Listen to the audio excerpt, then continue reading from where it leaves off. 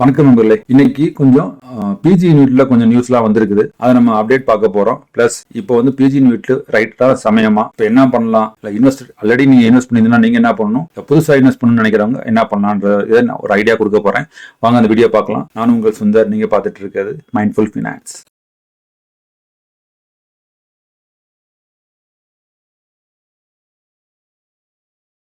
So PG unit வந்து ரொம்ப நாளாவே விழுந்துகிட்டு இருக்கு, எல்லாருக்கும் தெரியும். ஏன்னா நிறைய ரீசன் இருக்கு. ஏன்னா மக்கள் வந்து பேனிக் ஆகுறாங்க. But as per the data என்ன சொல்லுதுன்னா, ரீட்டைலர்ஸ் வந்து இன்னமும் ஹோல்ட் பண்ணிக்கிட்டு இருக்காங்க. எஃப்ஐஏ தான் இதை வந்து வித்துட்டு போயிட்டு இருக்காங்க அப்படின்ற மாதிரி நியூஸ் இருக்குது. இப்போ ரீசெண்டாக நடந்த கான்கார்ல கூட இந்த இன்வெஸ்டர்ஸ், இந்த மீடியா ரிப்போர்ட்டர்ஸ் அவங்களாம் நிறைய கொஸ்டின்ஸ் கேட்டாங்க. அதுக்கு மேனேஜ்மெண்ட் டீம் வந்து அதுக்கு ஆன்சர்ஸ் கொடுத்துருக்காங்க. ஸோ அதுதான் நம்ம டீட்டெயிலாக பார்க்க போறோம் இந்த வீடியோவில். வாங்க. ஸோ இந்த கான்கார்ல என்னென்ன நடந்துச்சுன்றது மெயின் 4 சப்ஜெக்ட் என்னன்னா, அவங்களோட ஃபினான்ஸ் ஆப்ரேஷன், அதோட பெர்ஃபார்மன்ஸ் என்னது, அவங்களோட ஸ்ட்ராட்டஜிக் க்ரோத்துக்காக ஏதாவது இனிஷியேட்டிவ்ஸ் பண்ணியிருக்காங்களா இல்லையா, கரண்டாக அவங்க மார்க்கெட் அவுட்லுக் என்ன, அதே போல் இன்வெஸ்டர்ஸை எப்படி வந்து அவங்க ஹோல்ட் பண்ண போகிறாங்க. இதுதான் டாபிக் நம்ம அந்த கான்காலில் பேசியிருக்காங்க.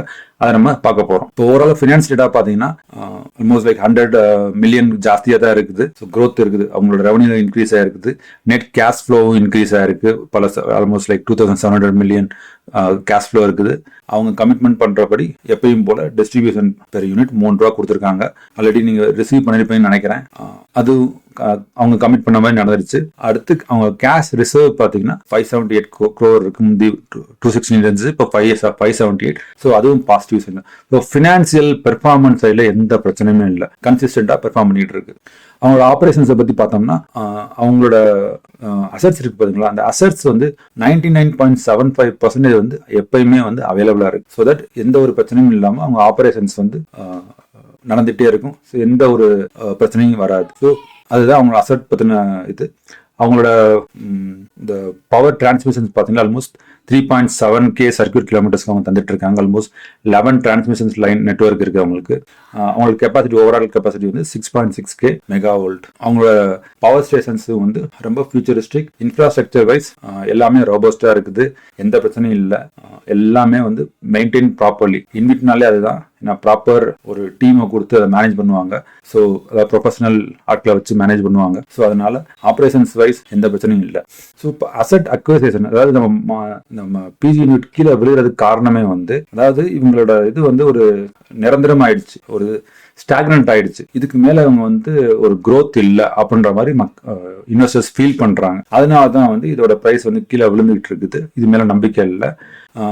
ஸோ அதுக்கு ஏதாவது அவங்க பிளான் பண்றாங்களான்னு பார்த்தீங்கன்னா, அதாவது ஈக்விட்டி அக்சசேஷன் ஸ்ட்ராட்டஜின்னு சொல்லி ஒன்று பண்றாங்க. அதாவது என்னன்னா, இவங்களோட ஸ்பான்சர் இருக்காங்களா, அதாவது பவர் கிரிட் இருக்காங்க இல்லையா, இவங்ககிட்ட ஒரு 5 ப்ராஜெக்ட் இருக்கு. அதில் ஒரு 4 ப்ராஜெக்ட் வந்து இவங்க வந்து 74% அதில் ஓனர்ஷிப் இருக்குது. ரிமைனிங் 26% வந்து பவர் கிரிட்டா இருக்குது. ஸோ அந்த 26% வந்து இவங்களே அக்வயர் பண்ணி அதை 100% மாற்ற ட்ரை பண்ணிட்டு இருக்காங்க. செகண்ட் வந்து மார்க்கெட் க்ரோத் பொட்டன்சியல், அதாவது அவங்களோட ரீசெண்டா, அதாவது இம்மீடியட்டா ஏதாவது ஒரு அக்வயர் பண்ணணுமான்னு பார்த்தீங்கன்னா எதுவுமே இல்லை. ஆனால் ஒரு 9 lakh crore இன்வெஸ்ட் பண்ணி 2032 வந்து இவங்களோட இதை வந்து எக்ஸ்பேண்ட் பண்ணுறதுக்கு பிளான் பண்ணிக்கிட்டு இருக்காங்க.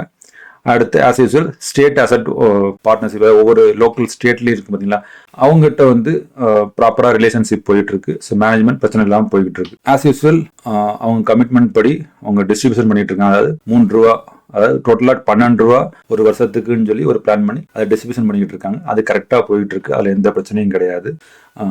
அடுத்து அவங்களோட ஓவரால் அசட்டுக்கு வந்து அதை எப்படி வந்து அந்த அசட்ல வந்து லோன் எடுத்திருக்காங்க பார்த்தீங்கன்னா வெறும் 0.13% தான் டெட்ல இருக்கிறாங்க. ஸோ இது வந்து ஒரு நல்ல இது, almost like dead free company. So இது என்ன ஹெல்ப் பண்ணணும்னா, இந்த 26% அவங்க அக்வயர் பண்ணணும்னா கொஞ்சம் லோன் எடுத்து இவங்க அக்வயர் பண்ணலாம். அதுக்கு நிறைய ஆப்பர்ச்சுனிட்டி, ஒரு பேண்ட் வித் இருக்கு அவங்கள்ட்ட. ஓகேங்களா.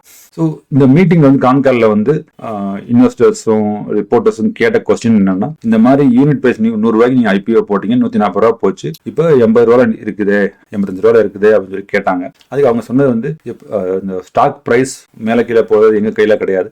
எதுக்கு முதல்ல 140 ரூபாய்க்கு போச்சு, இப்போ எதுக்கு 80 ரூபாய்க்கு போயிட்டு இருக்கு, அதெல்லாம் எங்களுக்கு கையிலேயே கிடையாது. நாங்க ப்ராப்பரா மேனேஜ் பண்ணி பண்ணிட்டு இருக்கோம். எங்களுக்கும் இது வந்து ஒரு என்ன சொல்றது, இதுல வந்து நாங்களும் ஃபோக்கஸ் பண்ணணும். ஏன்னா இன்வெஸ்டர்ஸோட கான்ஃபிடன்ஸ் வேணும்.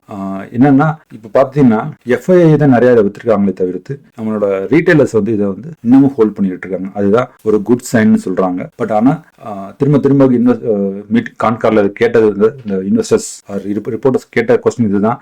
அதுக்கு வந்து அவங்க சொன்னது என்னன்னா, எங்களுக்கும் தெரியும், நாங்களும் கான்ஸ்டன்டா ஃபோக்கஸ் பண்ணிட்டு இருக்கோம். இன்வெஸ்டரோட கான்ஃபிடன்ஸை இன்க்ரீஸ் பண்றதுக்கு நாங்கள் என்னென்ன பண்ணுவோம் அதெல்லாம் ஸ்டெப்ஸ் பண்ணிக்கிட்டு இருக்கோம் அப்படின்னு சொன்னாங்க.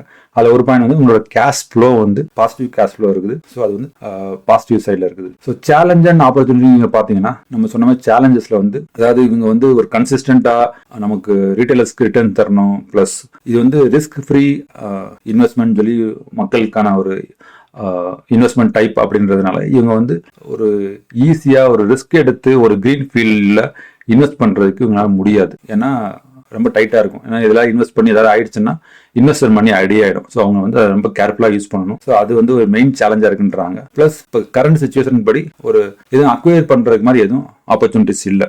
ஆப்பர்ச்சுனிட்டிஸ்ல அவங்க என்ன சொல்றாங்கன்னா, எங்கெல்லாம் வந்து ஆப்ரேஷனல் அசட்ஸ் ரிஸ்க் இருக்குதோ அதெல்லாம் வந்து மினிமைஸ் பண்றதுக்கு நாங்கள் ஃபோக்கஸ் பண்ணிட்டு இருக்கோம். அதுல ஃபோக்கஸ் கான்சென்ட்ரேட் பண்ணிட்டு இருக்காங்கன்னு சொல்றாங்க. அதுக்கு நிறைய ஆப்பர்ச்சுனிட்டிஸ் இருக்குது.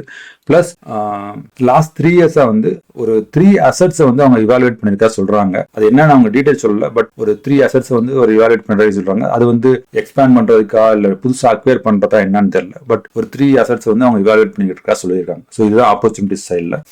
இப்போ கரண்ட் டேட்டா படி பார்த்தீங்கன்னா, இப்போ ரீசெண்டாக கிரெடிட் ரேட்டிங் வந்திருக்கு. AAA ரேட்டிங் கொடுத்துருக்காங்க ஆஸ் யூஸ்வல். ஸோ அது வந்து ரொம்ப குட். ஸோ எந்த பிரச்சனையும் கிடையாது. அதே போல் debt free low cost borrowing சொல்றதுனால அவங்க வந்து பெருசாக ஒன்றும் கடன்லாம் வாங்கலை.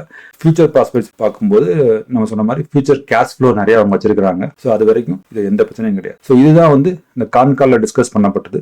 ஸோ இதுபடி என்னன்னா, இது வந்து பயங்கரமா பாசிட்டிவான நியூஸும் கிடையாது, பயங்கரமா நெகட்டிவான நியூஸும் கிடையாது. ஒரு ஆவரேஜ் எப்பயும் போல போய்கிட்டு இருக்கிறது தான். ஸோ மற்றபடி பெருசா அப்டேட் நமக்கு இன்வெஸ்டர்ஸ்க்கு பாசிட்டிவா தர மாதிரி ஒன்றும் இல்லை. அதே போல பயப்படுற மாதிரி எதுவும் கிடையாது. பயப்படுறது சுத்தமா எதுவுமே கிடையாது. ஏன்னா அவங்க போறது அப்படி நார்மலா போய்கிட்டு இருக்காங்க. அது எந்த பிரச்சனையும் கிடையாது. ஸோ இப்போ வந்து நம்ம டெக்னிக்கலை பார்ப்போம். டெக்னிக்கலை பார்த்து இப்போ எந்த லெவல்ல இருக்குன்னு நம்ம பார்த்துக்கலாம்.